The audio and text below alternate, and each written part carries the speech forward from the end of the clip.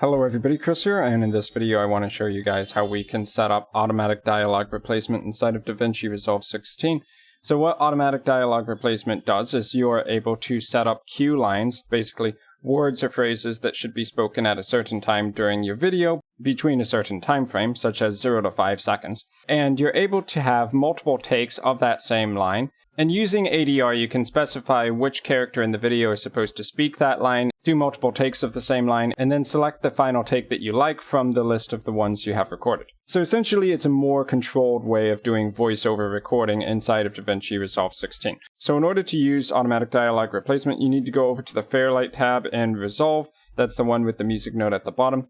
And then you need to open up the ADR panel. You can find that at the top left next to Index and Sound Library.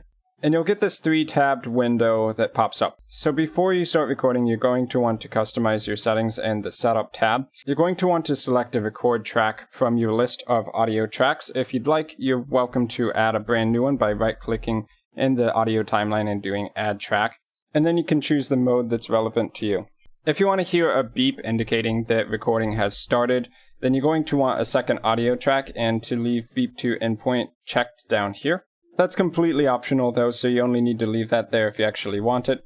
And we'll need to add in at least one character to the video. So we can add new here. You may actually have real characters in your video, or you might just have a narrator. You can give this any name you want. It's only for your reference so that you know who is speaking for a given cue. If you'd like for a second of your video to play before it reaches the recording point, you can do that by adding a number of seconds here for pre-roll, and you can do the same for post-roll if you want it to keep playing after it reaches the end recording point. You can also toggle a count in if you want it to go 3, 2, 1 before the recording starts, which can be pretty useful. And you can customize these settings a little more if you want. At a minimum though, just make sure you have one character set up, and then we can go over to the list. Okay, so aside from playing around with these settings over here and adding in your characters, what we need to do is we need to add a input microphone to the audio mixer. And if we want a beep to play back at the start of a recording, we'll need another audio track, and we'll need to connect that to the beep system output. So let's start by adding in an audio microphone so we can actually record ourselves. So in the audio mixer, which you can open in the top right if it's not open already, go to input, and then when it says no input for audio track 1 or whichever audio track you want to add the microphone to, do input, and then you want to select audio inputs, and then you want to choose audio inputs from the left, and then track input from the right if it's not already in those modes. Select your microphone, and then patch it to the correct track input channels. So in this case, I need to take microphone USB input and put it to audio track 1, L, and R channels. So I'm going to patch it there. And now I can close this. If you want to add the beeps into audio track 2, you can do that by going to no input and then choose input from the menu. From source, select system generator, and then choose beeps, and then patch that to the correct audio track. So in this case, it's audio 2 for me. And now we can close that. Okay, so now we can go over to the list tab of ADR, and we can start setting up cues. So wherever you have your timeline cursor positioned is going to be the default start time for your cue, and it will add 5 seconds to that for the duration of the cue. So if I was to go to 8 seconds here, or 8 seconds, 5 frames, whatever, and I hit new cue, then you'll see that this cue will now go from 8 seconds, 5 frames to 13 seconds, 5 frames. Of course, we can change this if we need to increase or decrease the duration, so I could make it 1 second less by changing that from 13 seconds to 12 seconds. In the large text edit area, we can add in the line that the character is supposed to speak, which will also show on screen while we're recording, so that's kind of handy. It's like subtitles before you've actually recorded the video. So I'll put in something simple here, like this is a sample ADR recording. You'll notice that all of this information updates down here below in a list of your cues that you have set up. So from character, I'm going to set it as narrator as well. And that's how you would set up a cue on the list tab. If you want to have more recordings, then you simply need to create more cues for whatever duration you want to set it for. So when you have your cues set up, you can go over to the record tab. So prior to recording our cue, we're going to want to queue up our audio track for recording. So I'm going to click the R button on audio track 1 so that it's queued for recording.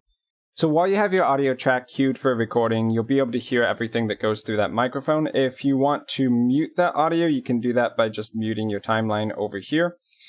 Don't hit the mute button on the audio track though, because that will prevent it from actually recording any audio.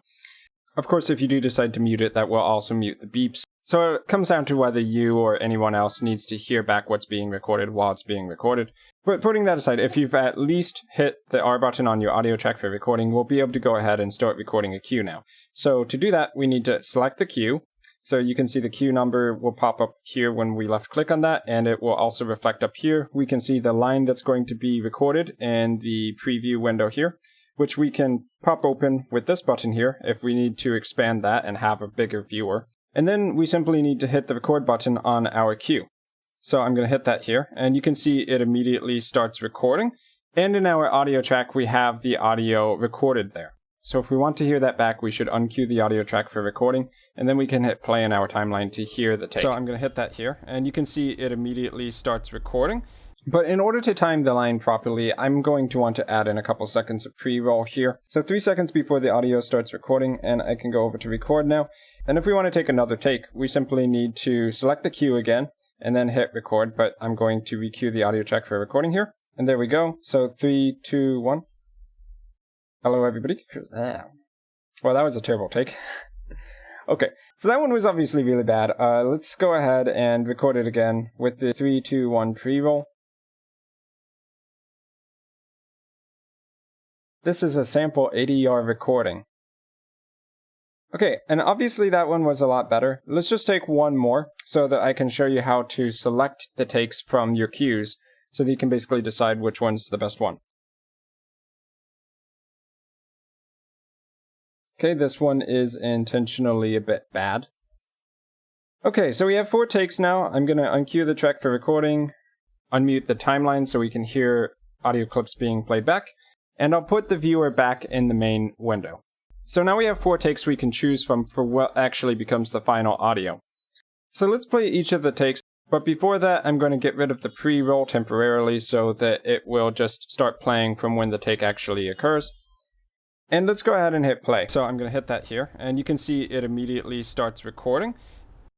So that take obviously has nothing to do with the dialogue that was actually supposed to be written here. So I'm going to give it a 1 star over here. You can rate each of the takes how you want. That's just an indicator of how good the take was compared to what you actually want the final result to be. So basically for your own personal reference. So let's try take 2 now. Hello everybody. Well, that was a terrible take. Yep, that was a terrible take. Okay, 1 star. And we'll do take 3 here. This is a sample ADR recording.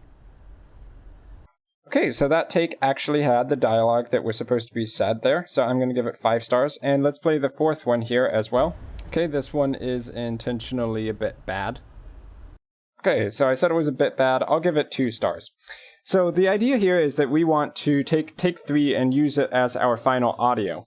What you may have noticed is that even though this is one point in time for the timeline, and we're only using 1 audio track for the ADR recording, that it was actually able to play 4 audio clips on top of each other. And that's because when you're using ADR, it writes it to the track using layered audio. So if you want to view and edit your layered audio, you should go up to Timeline at the top menu and choose Layered Audio Editing, which is usually not toggled by default. And then you should also go up to the View menu and choose Audio Track Layers. When you do that, you can actually see the different layers of audio that have been layered on top of each other. Of course, only one of them will actually play back in your final video, but you can see that the other takes are nested beneath it, so it makes it easy to swap them around if we want to do that. So I'm going to expand this audio track way down so that I can kind of see the audio waves a little better. These are organized from the most recent take to the least recent take. So if we want to take take 3 and swap that with take 4, then we can bring this one up to the top, simply dragging and dropping it. And now take 3 is the one that's actually at the top. So if I hit play again, this is a sample ADR recording. Then we've now taken the 3rd take and made it the active one that we can include in our final video export. So automatic dialogue replacement is a really handy way of controlling your voiceovers when you want lines to be spoken at a certain time. You want to take multiple takes of those lines and be able to select a final take, and to also have a few tools such as having a pre-roll on account and to make recording those lines a little bit smoother. So that's going to be it for this video on ADR in DaVinci Resolve 16. I hope you guys got something out of this. I've been Chris, thanks for watching, and I'll see you guys in my future video content.